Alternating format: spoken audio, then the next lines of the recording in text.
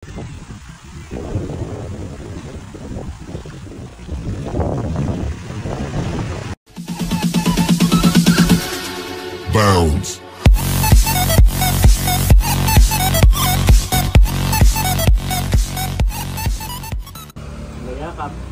Mayakap ang mogo-mogo. Mogo-mogo! Kamukha ng aso namin. Si Salvador nung buhay pa. Kasama ba yan? Mogo-mogo na yan? Yan. At hindi pala sanay sumakay ng tricycle si Mogo. Doon ka nun. Sa tapat na! Sa tapat! Tapat! Mogo-mogo! Kaya ka pala naman. Kaya papanoodin ko lang kami. Pero may luto na naman. Ano rin kayo po kayo na babayahin? Paggabi? Hapon? Oo, paggabi. Dito sa may tunog. Siya dito sa tricycle o dito sa ano? Kaya guys, dala-dala nila yung gagamitin namin tent sa pagpipiknik. Ito din dagat. Yan. Nabili lang na yun yung mga bata. Yan. Ay, mga aso natin na yun. Pasok po, pasok, pasok. Roxy, lumabas. Sila pingin. Asa kotse, kinuha lang po namin yung tent. Kinuha lang namin yung tent at yun yung isi-set up natin.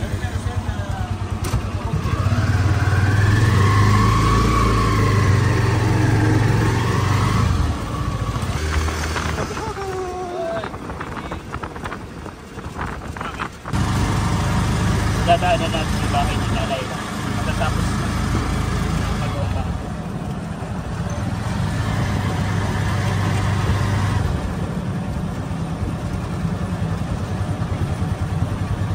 Bigyan niya ata siguro.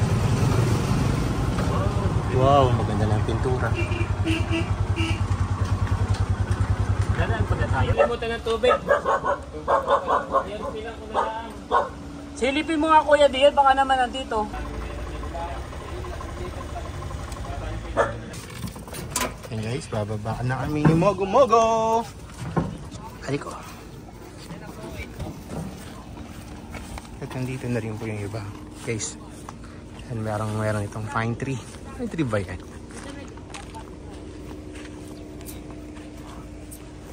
Yan guys, binababa na nila yung mga gagamitin natin. Tulong tayo. Ano diyan sa tricycle? Ito sa mo inilagay. Alin? Diyan, dakuan. Bunto, makikisuyo ng mga ulam, baka mapani. Oh, yes. May sina-assemble na nila yung tent na gagamitin namin. At yan eh, mayroon mataas na eh, wala nang aakyat. Ilagay mo na yung tent. Parang yan, baka ilalagay mo na yung ano. Run! Mamaya itatakbo kami sa tabing dagat. Papaliguan ka to. Si Mogo-mogo. Kasi ang ano nga lang sa akin. Sino yung babantay ng tindahan? Si Hammer na.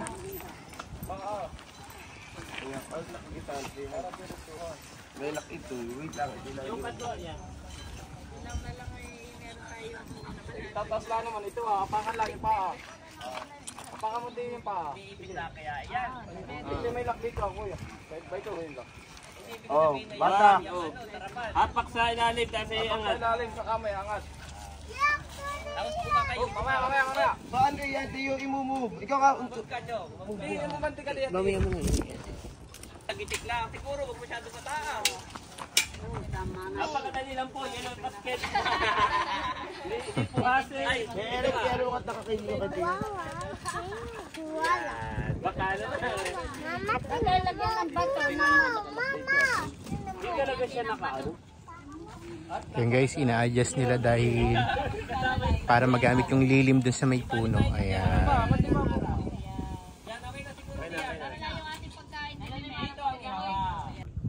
Saan ikaw po? Panta. Ano pangalan mo? May aso po rito guys. Mukhang mabait naman. Halika rito. Halika rito. Oh, mabait. Gusto mong magpa-uwi ng Maynila?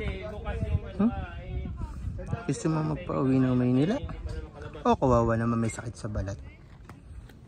Meron siyang ano, kati-kati. O kawawa ng bakit pa naman din. Bibigyan kita mamaya yung foods. Tatay, sa kabila. Ayan at nandito na po si tatay. Yan meron akong tutukin minsan. Ayun ang bibigyan ni tatay slash e-bike. E-bike. Nag-e-bike na. Nakasapatos pa. Abay na ako sa mga gasolina. Matagal na sapatos na yun. Ako nakapagsudlong pa. Nakautang ako doon sa akuan. Oh, tagautang pa daw si tatay. Mamaya bayaran ko, 280. Ulit-ulit ko kaya tingin siya pa. Yan at nagwapulangan sila dito. Aji, high five. Aji, high five. Pero po rito mga huling isda. Galing sa lambat. Yan.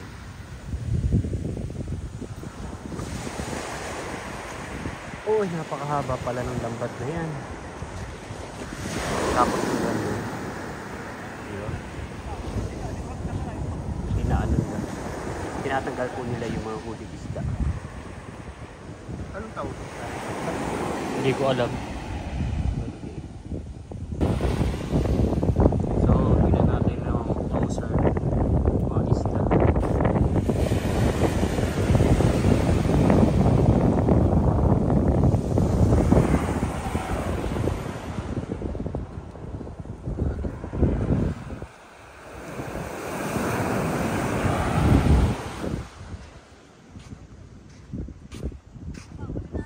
Akala ko pumunta rito yung dalawa. So maya maya ay subukan namin maligo. Kaya lang ay medyo nakakatakot at parang medyo malaki yung tubig. Pero marunong naman tayo maglaboy. Sanay tayo dito. Ayan. Nakaka-relax. Parang nakaka-refresh ng utak. Pagkatapos ko sa mahabang bugbog sa trabaho. Tapos makakarinig ka ng mga gantong bukas ng alon. Magandang tanawin. Sarap na sikat ng araw ay maganda sa pakiramdam, nakakagaan talaga.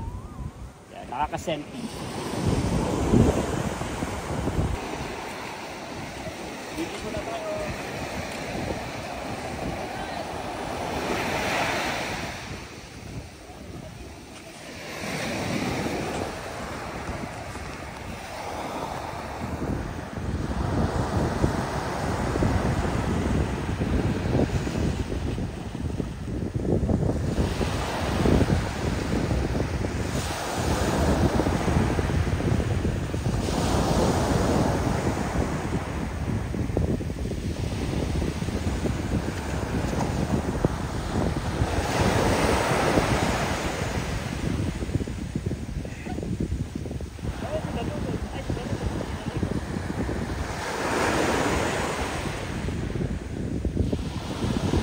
Ayan guys, kasama ni Kayami, Iki Villanueva, kanyang dalawang pamangkin na si Dapo at si Batutoy.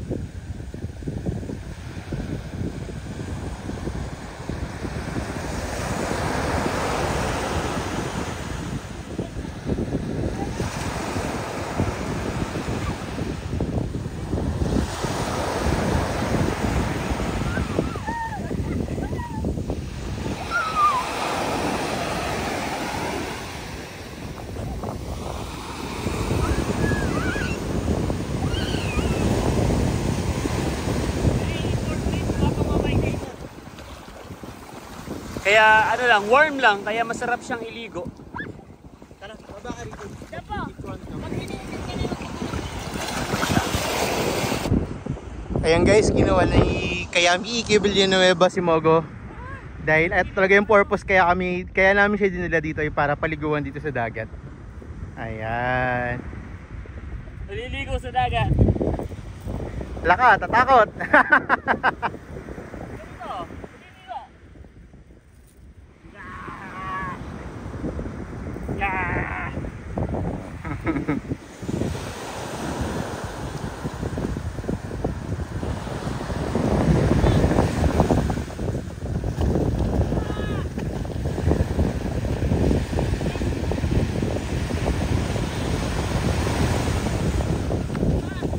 Wala. Yun.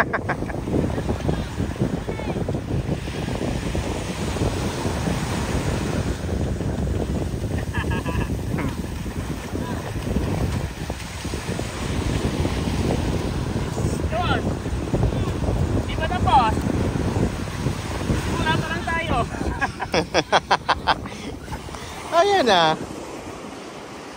Isa pa. Para mamatay yung mga kagaw niya sa katawan.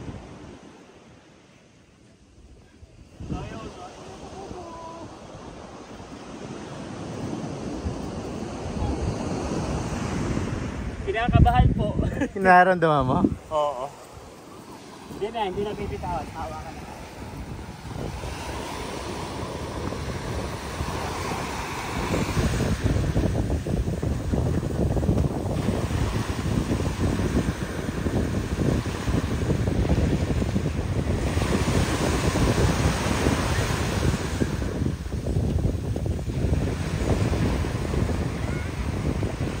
Hindi niya na raw bibitawan pero binitawan niya pa rin.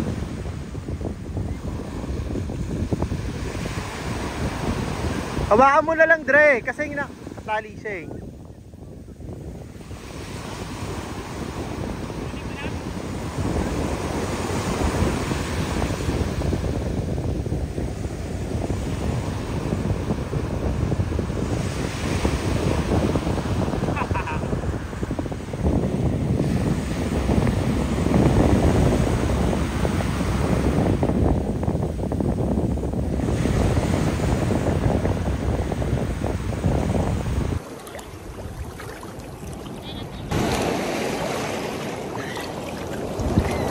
Ganda ng ano.